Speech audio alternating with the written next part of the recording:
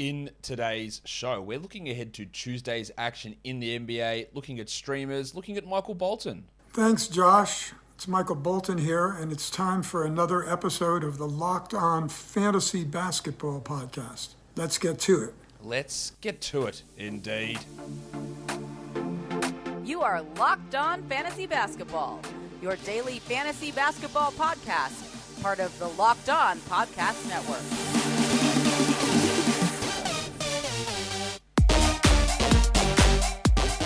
Hello and welcome to the Locked On Fantasy Basketball Podcast, brought to you by Basketball Monster. My name is Josh Lloyd and I am the lead fantasy analyst at basketballmonster.com and at Yahoo Sports Australia. And you can find me on Twitter, as always, at redrock_bball and on Instagram at Locked On Fantasy Basketball. Thank you for making Locked On Fantasy Basketball your first listen every day. We are free and available on all platforms. There are only 2 games on Tuesday. Stinking. So we're going to look at those 2 games. It's a day where you can stream because there's no other games on. So let's talk about what's happening in those games and what we're looking forward to. The first one of those games is the Timberwolves and the Knicks.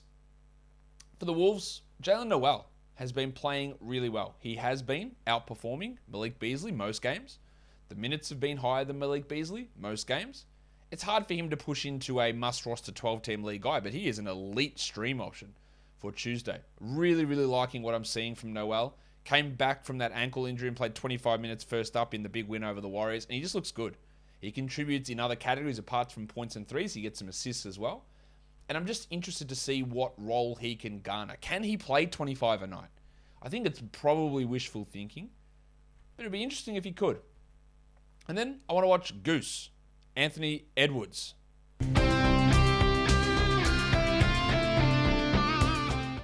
He's been pretty good, right? Top 20 player over the last 2 to 3 months, but last game, the efficiency and the usage was well off.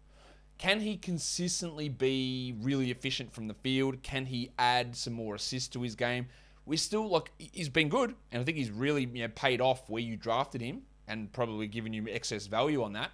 But I still always feel like there's just a little bit lacking from what next step he can take.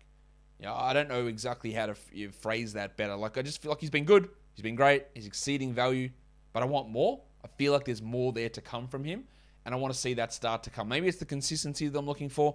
Maybe it's just a little bit more in the peripheral stats. Maybe it's the shooting percentages to consistently stay high, even though they've been good for the last couple of months. There's always going to be those stinkers thrown in there.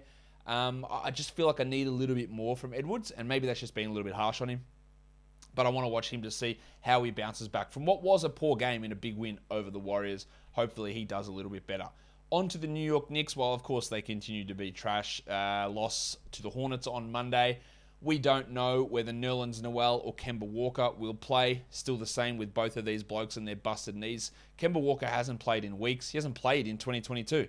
Since he played those 40-minute-a-night run for 3 or 4 nights in a row, his knees have spontaneously combusted, and we haven't seen him since. And when he comes back, I don't know if we're going to actually see him. Will he actually start? If he doesn't start, will he come off the bench for the first time this year?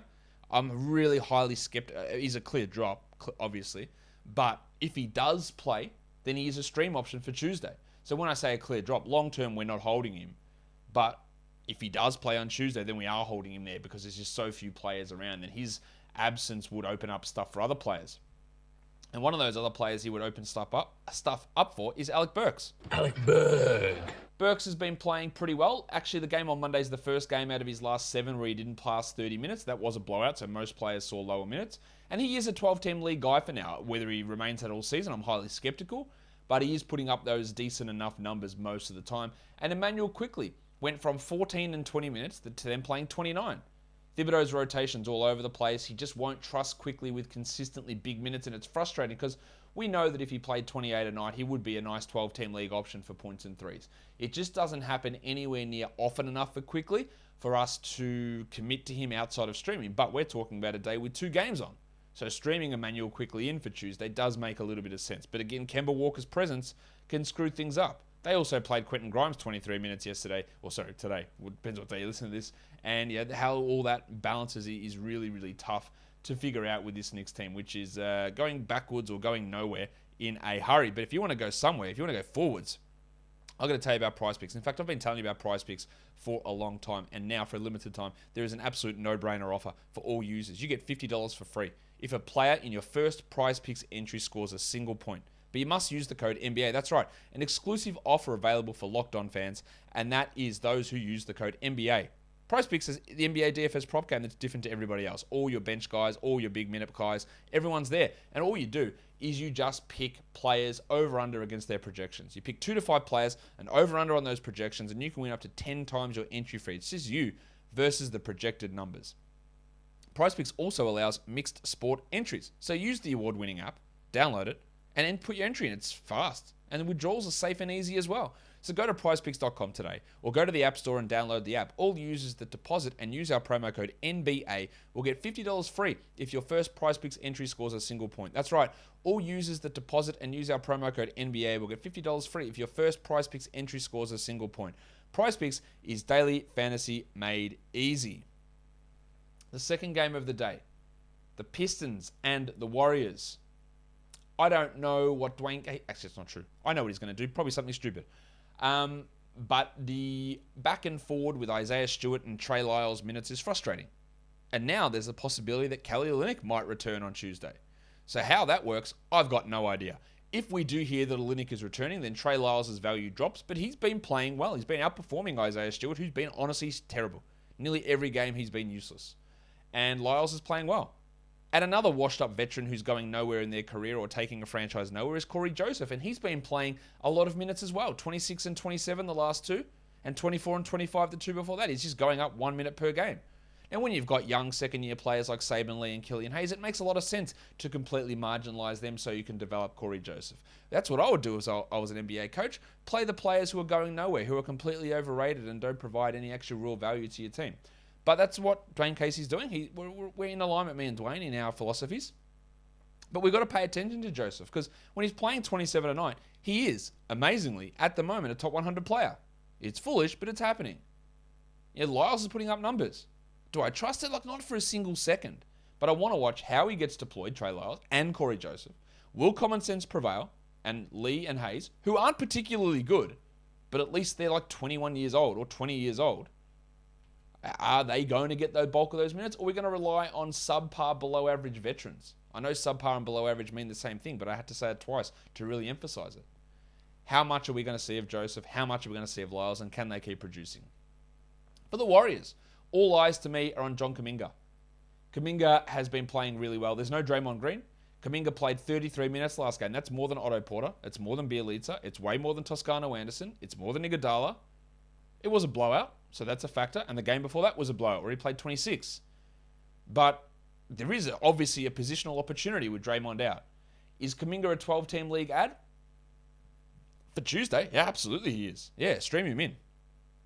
Let's see what he provides. He's going to have some rough nights with field goals and free throws, and often he's going to have them on the same night. Shout out Kevin Porter. But his ability to generate some defensive stats, sorry for hitting the mic, his ability, his ability to score in bunches and get high usage is really interesting. I don't think that 30 minutes a night is realistic for Kuminga, but there's an opportunity here. And I want to watch what Otto Porter looks like. Porter, again, with Draymond out, is starting. He gets steals, he rebounds, he scores, he hits threes. He's been getting some assists, weirdly. He's playing really well. And he is at least more of a longer-term 12-team option until Draymond returns. So watching how the Kuminga and Porter minutes go, how they influence the minutes for Iguodala and Toscano Anderson, who misses out? Probably Toscano Anderson.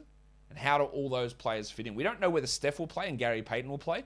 And while it seems counterintuitive that 2 point guard sized players might impact Porter and Kuminga, they will.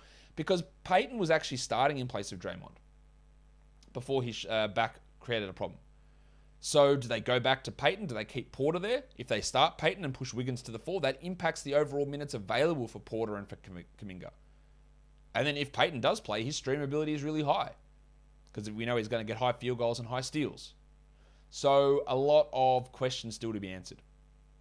Back-to-back stream options. It's going to be hard with so many games on Wednesday, but Tuesday, Wednesday, these are players that you can take a look at. Corey Joseph, Jalen Noel, Killian Hayes, Jaden McDaniels, and Saben Lee. So obviously we're looking at Detroit, and we're looking at Minnesota, who have that combination on the Tuesday and Wednesday. But if you want the combination of a place that offers to wish you a happy new betting year, That's exactly what BetOnline is doing. What a match made in heaven that is. BetOnline is the number one spot for all your sports wagering action for 2022. It's a new year, so it's a new website, desktop and mobile. So go and check it out and sign up and use our code LOCKEDON and get a 50% welcome deposit bonus. From basketball to football, the NHL, boxing, UFC, or right to your favorite Vegas casino games. Don't wait and take advantage of all of the great offers available for 2022. BetOnline is the fastest and easiest way to bet on all of your favorite sports. BetOnline is where the game starts. Let's look now at the best 9-cat stream options for Tuesday. There are a lot of names here because we're just really looking for anyone who's going to play. These are probably in priority for me. Corey Joseph at 1, Kevon Looney, Jalen Noel, Killian Hayes, Iguodala, Kuminga. I'd probably have actually Kuminga a little bit higher there.